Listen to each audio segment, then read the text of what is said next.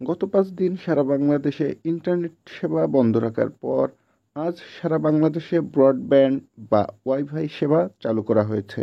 কিন্তু এই ওয়াইফাই দিয়ে আপনারা ফেসবুক এবং টিকটক ব্যবহার করতে পারছেন না। কারণ বাংলাদেশের সার্ভার থেকে ফেসবুক এবং টিকটককে বন্ধ করে রাখা হয়েছে।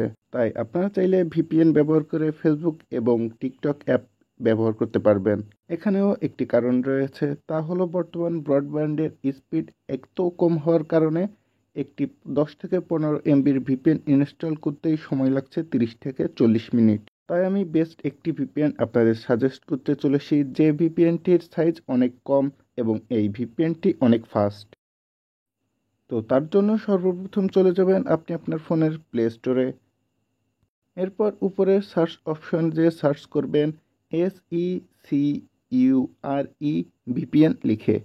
সিকিউর ভিপিএন লিখে সার্চ দেওয়ার সাথে সাথে আপনাদের সামনে এই অ্যাপটি চলে আসবে, এই ভিপিএনটি চলে আসবে। এই ভিপিএনটি আপনারা ইনস্টল করে নেবেন। এখানে আপনারা ভিপিএনটির সাইজ দেখতে পাচ্ছেন মাত্র 4.8 এমবি।